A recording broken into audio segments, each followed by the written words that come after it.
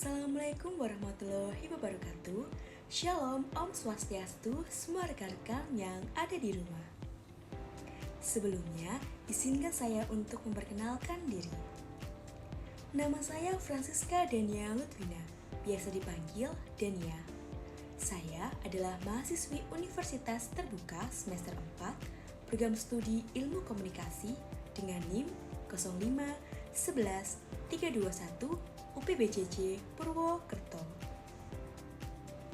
Di video kali ini, saya akan menjawab tugas 1 matkul logika dengan kode ISIP 4211 bertemakan macam-macam term dan logika sesat pikir atau logical fallacy. Mari kita bahas. Apa itu term?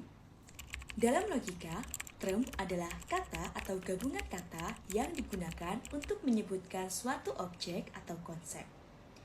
Dan ternyata, term memiliki banyak jenis. Apa saja macam-macam jenis term?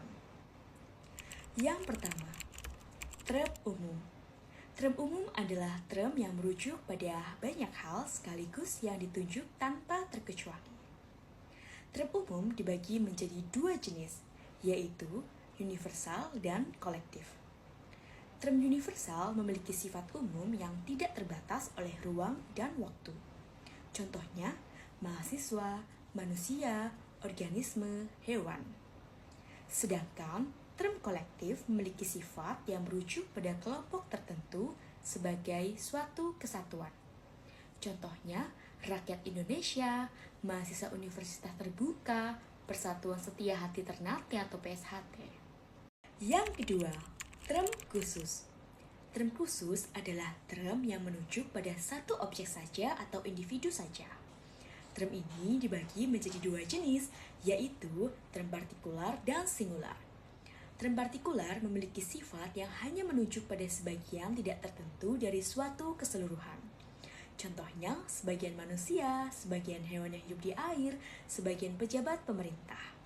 Sedangkan term singular memiliki sifat yang dalamnya merujuk pada suatu himpunan yang hanya memiliki satu anggota saja.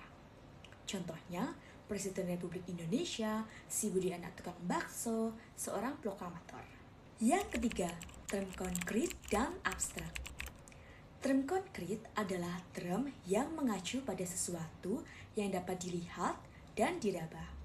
Contohnya seperti motor, mobil, kertas, uang, tas, sepatu, dan segala bentuk hal yang bisa dirasa.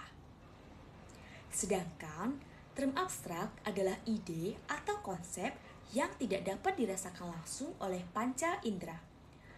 Contohnya seperti kemanusiaan, kebenaran, keadilan, keindahan, kebijaksanaan. Itu dia tadi penjelasan mengenai term dan beberapa jenis-jenis macam term serta contohnya. Selanjutnya, kita akan membahas mengenai sesat pikir atau logical fallacy. Apa itu sesat pikir atau logical fallacy? Sesat pikir atau logical fallacy adalah bentuk kesalahan dalam proses penalaran logika yang tampaknya masuk akal, tapi sebenarnya cacat atau menyesatkan.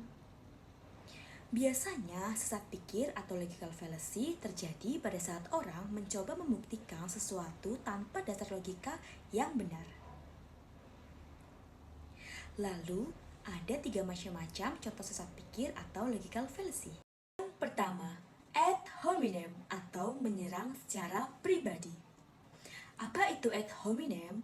Ad hominem adalah sesat pikir ketika seseorang menyerang karakter pribadi lawannya, bukan isi argumen yang disampaikan.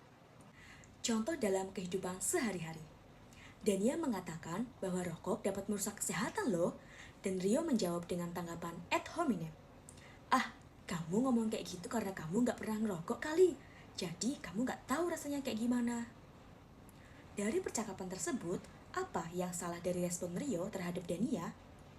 Ya, Rio menyerang karakter latar belakang Dania yang tidak pernah merokok, bukan malah membantah isi pernyataannya soal bahaya dari merokok. Yang kedua, strawman fallacy atau menyerang bayangan argumen yang dipelintir.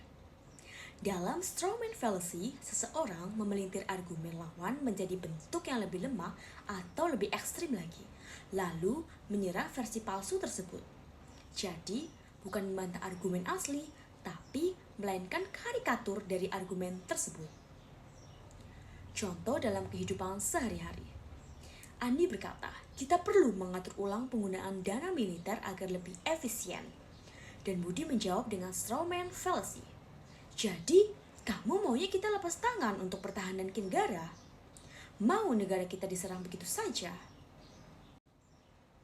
Dari argumen tersebut, Andi mengatakan untuk menghapus pertahanan negara. Tapi, oleh Budi malah diubah menjadi argumen yang ekstrim. Agar apa? Ya, tujuannya agar mudah untuk diserang. Yang ketiga, false dilemma atau pilihan palsu. Apa itu false dilemma? False dilemma adalah sesat pikir ketika seseorang hanya menawarkan dua pilihan, seolah tidak ada alternatif lain, padahal kenyataannya ada banyak kemungkinan. Contoh dalam kehidupan sehari-hari. Ada seseorang yang mengatakan, kalau kamu tidak mendukung partai ini, berarti kamu tidak cinta negara ini. Apa salah dari argumen tersebut? Ya, argumen tersebut memaksakan dua pilihan yang ekstrim. Yang mana ia mengatakan bahwa wajib mendukung partai tertentu agar dapat dianggap patriotik. Padahal, seseorang bisa mencintai negaranya tanpa harus mendukung partai tersebut. Lalu, bagaimana caranya agar kita tidak terjebak dalam sesat pikir atau logical fallacy? Yang pertama, kita harus fokus pada isi argumen, bukan siapa yang berbicara. Yang kedua, kita harus menggunakan logika dan bukti, bukan emosi. Yang ketiga, kita harus pelajari jenis-jenis sesat pikir agar bisa mengenali dan menghindarinya. Yang keempat, kita harus bersikap terbuka terhadap kritik dan saran. Yang kelima, kita harus evaluasi bukti yang kritis.